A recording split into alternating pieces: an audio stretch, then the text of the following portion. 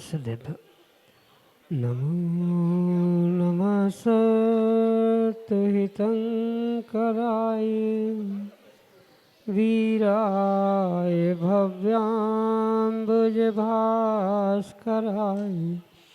अनन्तलोकाय सुरार्चिताय देवादिदेवाय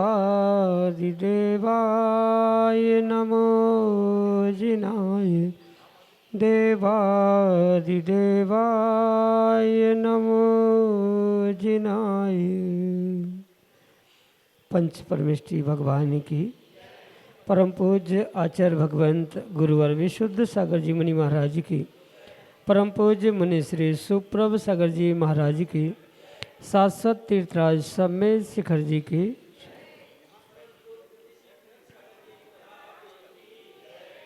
अनंत विकल्प अनंत संसार और उस अनंत संसार में अनंत दुखों को अनादिकाल से हमने प्राप्त किया।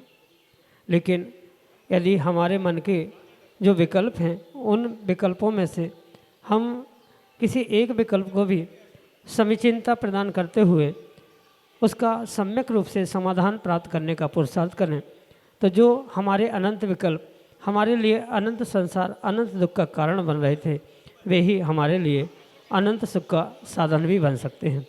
परम पूज्य आचार्य भगवंत गुरुवर विशुद्ध सागर जी महाराज के मंगल सुभाषित से पर उन्हीं के सुयोग से परम पूज्य मुनि श्री सुप्रभ सागर जी महाराज ने हमें वह आत्मकल्याण की अनूठी विधा समीचीन विकल्पों के सम्यक समाधान के रूप में प्रदान की है, जो कि निश्चित ही आपके मन को निर्विकल्पता की ओर ले जाने वाले होगी, क्योंकि मन की निर्विकल्पता ही आत्मा का वास्तविक सुख है।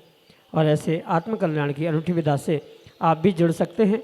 अपना समीचीन विकल्प भेज करके परम पूज्य मुनि श्री से सम्यक समाधान प्राप्त करने का पुरुषार्थ करें। प्रारंभ करते हैं आज का सम्यक समाधान। और आज के पहले विकल्प के लिए श्रीमती उषा जैन उज्जैन मध्य प्रदेश से महाराज श्री के श्री चरणों में बारंबार नमोस्तु निवेदित करते हुए अपना समीचीन प्रश्न रख रहे हैं कि महाराज जी मुनियों के उत्तर गुण कुल कितने होते हैं, वह कौन कौन से हैं। हमारे समीचीन विकल्प का सम्यक समाधान करने की अनुकंपा करें। नमोस्तु महाराज जी, नमोस्तु। ओम नमः सिद्धम। परम पूज्य आचार्य भगवान गुरुवर विशुद्ध सागर जी महाराज की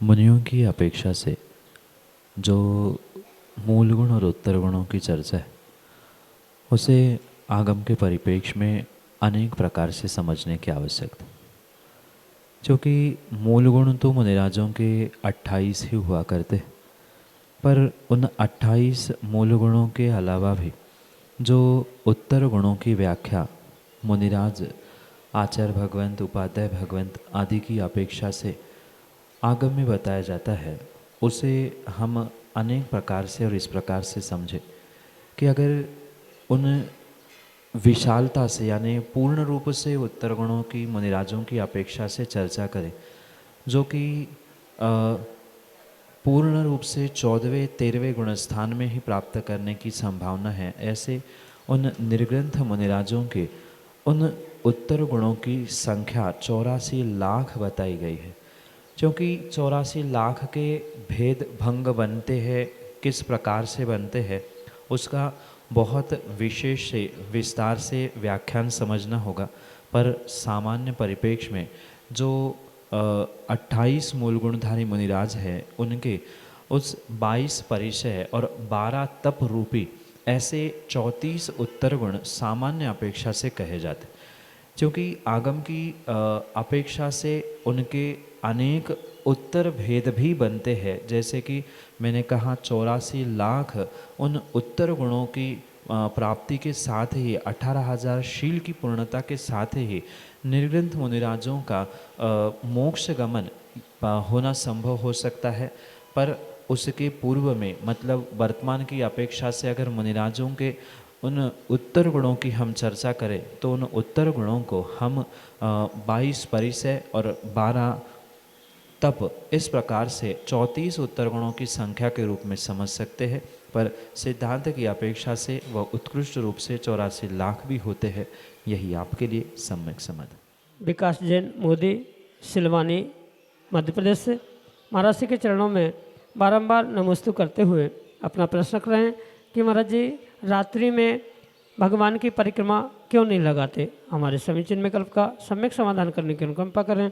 नमोस्तु महाराज जी, नमोस्तु। तीर्थंकर भगवान आचार्य परमेश जी या मुनिराज आदि के निमित्त से जो 3 परिक्रमा देते हुए उनकी वंदना, उनके दर्शन करने का श्रावकों के लिए या साधु आधु के लिए भी एक उपक्रम कहा गया है, आवश्यक कहा गया है।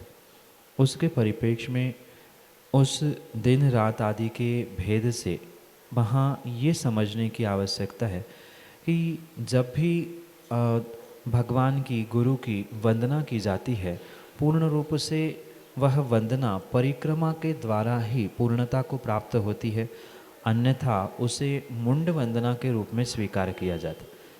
इसलिए जब तक परिक्रमा पूर्वक गुरु भगवान के या अरिहंत भगवान आदि की वंदना नहीं होती, तब तक वह वंदना पूर्ण नहीं स्वीकार की जाती। रही बात उस परिक्रमा के निमित्त से जो कई स्थानों पर, कई जगह पर ये कहा जाता है कि परिक्रमा मात्र दिन में ही लगानी चाहिए, इतने समय बाद परिक्रमा नहीं लगाया जाए, आदि बहुत सारे प्रश्न इस परिक्रमा को लेकर वर्तमान में उठते हुए देखने में आते। पर इसके परिप्रेक्ष्य में ये समझना होगा कि रात्रि के समय में अंधेरा होने के कारण से वहाँ जीवों की विराधना ना हो पाए, इस अपेक्षा से ही रात्रि परिक्रमा आदि करने का निषेध प्राप्त होता है। पर अगर वर्तमान में हम मंदिर आदि की व्यवस्था देखें तो वहाँ इतना अंधेरा बचा ही नहीं है जितना कि पूर्व काल में होता था। तो वर्तमान के परिप्रेक्ष्य में अगर हम विवेक पूर्वक भगवान की परिक्रमा आदि कर रहे तो कोई भगवान नाराज होने वाले नहीं है, वहाँ कोई पाप भी लगने वाला नहीं है। पर ये ध्यान रखें कि इन क्रियाओं में आपका जितना विवेक होगा उतना ही विशेष फल, विशेष पुण्य आपको प्राप्त होने की संभावना है। अन्यथा ऐसा तो बहुत सारा अविवेक से व्यक्ति काम करता है। मंदिर में घंटा बजाने का निषेध किया जाता है और रात में 11-11, 12-12 बजे तक डीजे और बहुत बड़े बड़े ढोल ढमाके और संगीत आदि बजता रहता है। तो क्या वहाँ हिंसा नहीं हो रही? हिंसा प्रमत्त योगात प्राण विप्रोपणम इस रूप से कही है। प्रमाद के निमित्त से अगर जीवों की विराधना हो रही है अथवा नहीं भी हो रही है तो ही हिंसा है। पर विवेक के साथ अगर कार्य किया जा रहा है, वहाँ जीवों की विराधना ना हो, हिंसा ना हो, इस अभिप्राय से कार्य किया जा रहा है तो किसी प्रकार से वह हिंसा का पाप नहीं लग सकता। इसलिए अगर विवेक पूर्वक पर्याप्त प्रकाश उजाले में अगर परिक्रमा आदि लगाई जा रही है तो उसमें कोई भी दोष नहीं है। यही आपके लिए सम्यक समाधान। शिखरचंद जैन, जबलपुर, मध्य प्रदेश से। महाराज जी के चरणों में बारंबार नमोस्तु करते हुए कह रहे हैं कि महाराज जी इस युग के प्रारंभ में कौन से केवली भगवान ने सर्वप्रथम मोक्ष प्राप्त किया। हमारे सभी चिन्मय कल्प का सम्यक समाधान करने की अनुकंपा करें।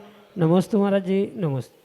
काल के परिक्रमण में, काल के परिवर्तन में जब चौथा काल का परिवर्तन होता है या चौथे काल का प्रवर्तन होता है, उस चौथे काल के प्रवर्तन के निमित्त से ही तीर्थंकर भगवंतों का या निर्ग्रंथ मुनिराजों का मोक्ष गमन स्वीकार किया जाता।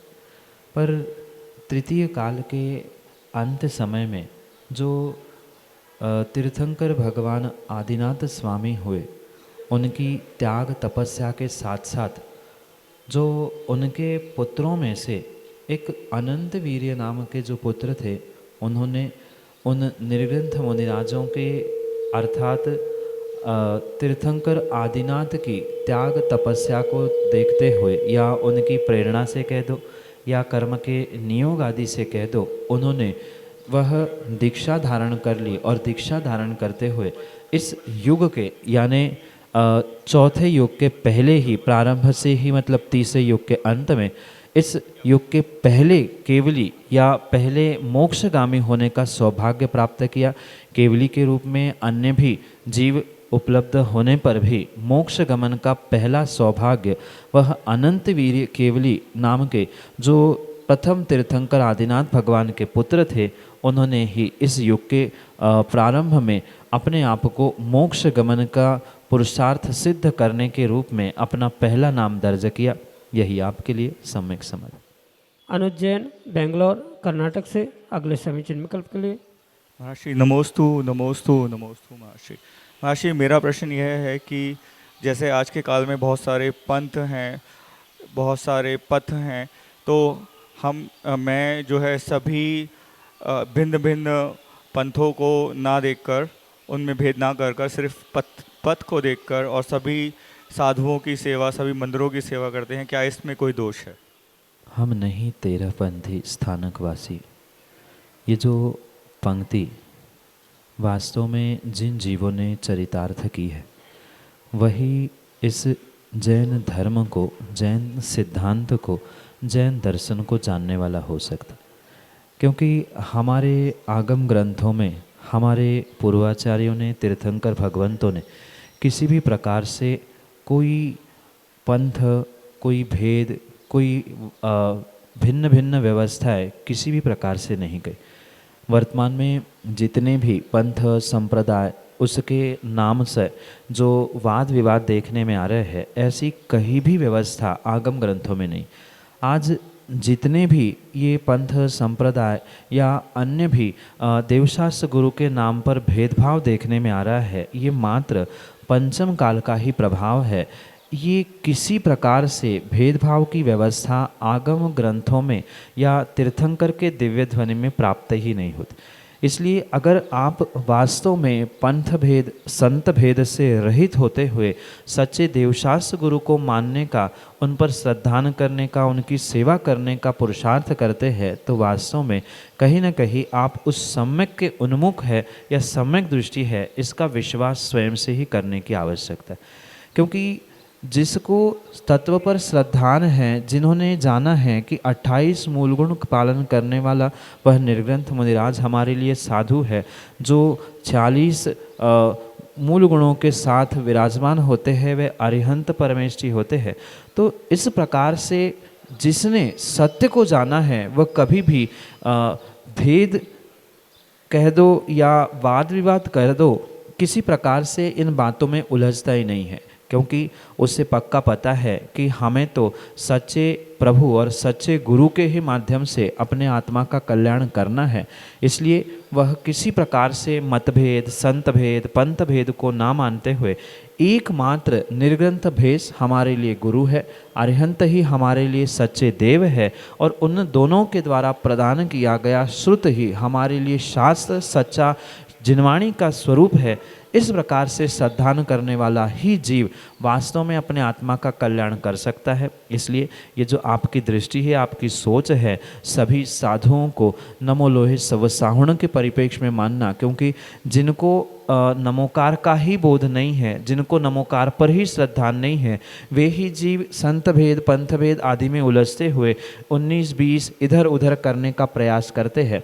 हमारे जैन दर्शन का मूल सिद्धांत, और मूल सिद्धांत क्या, मूल मंत्र जिसे कहा जाता है, उस मूल मंत्र में ही हमारे लिए अनादि से मिलता है। बाकी तो फिर भी हमारे लिए वर्तमान में बहुत सारे ग्रंथ आदि का सृजन प्राप्त होता है, पर जिसे अनादि निधन मंत्र कहा जाता है, ऐसे नमोकार मंत्र में स्पष्ट आचार्य भगवंतों ने लिखा है कि नमो लोहे सव्व साहुणम।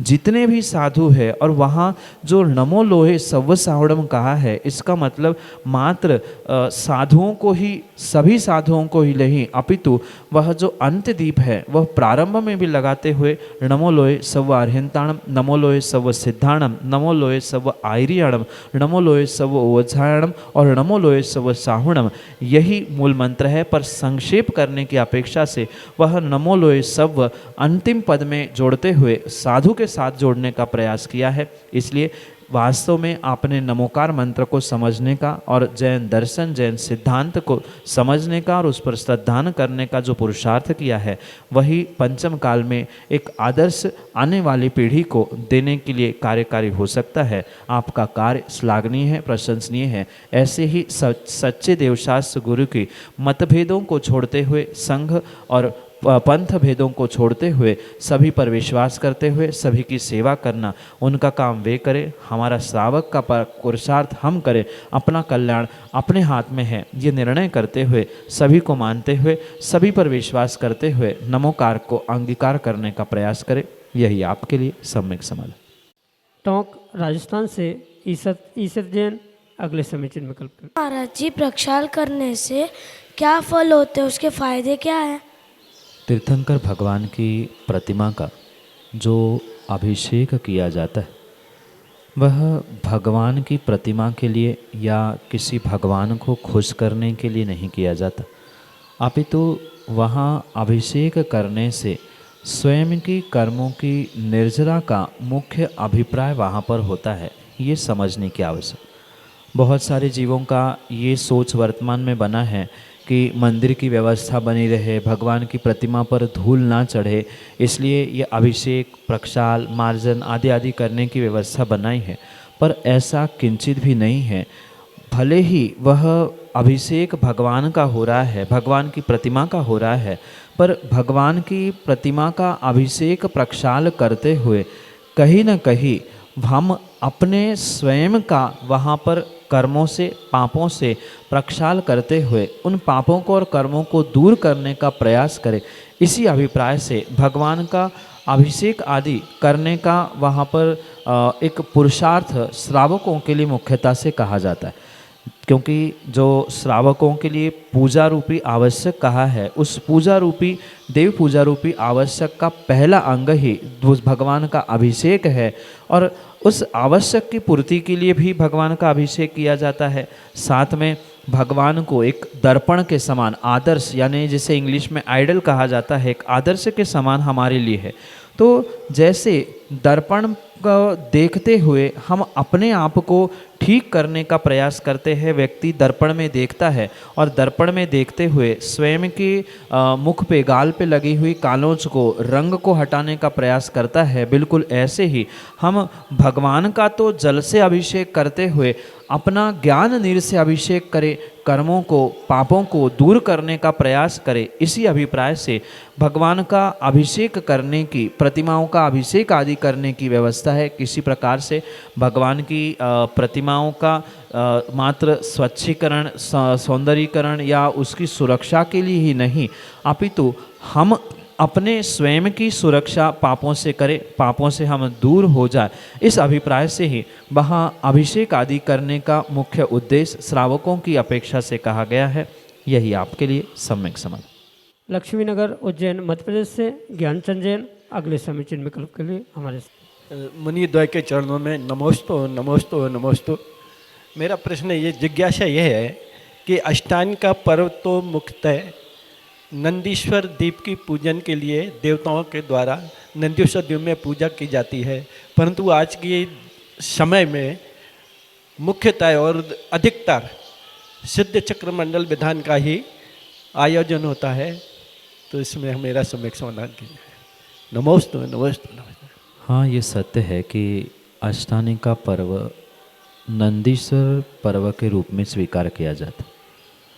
जो नंदीश्वर द्वीप है, उस नंदीश्वर द्वीप में पहुंचकर इन अष्टानिका के 8 दिनों में जो तीर्थंकर या अरिहंत भगवान की मुख्यता से इनकी विशेष आराधना इन दिनों में स्वर्गों के देव नंदीश्वर द्वीप में पहुंचकर करते।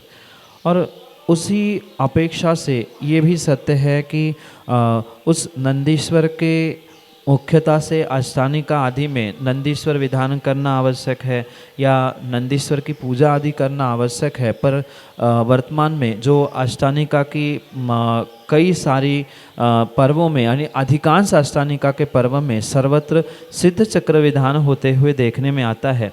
इसके विषय में मात्र इतना ही समझे कि अष्टानिका के भी 8 दिन होते हैं और सिद्ध चक्र के भी 8 दिन होते हैं।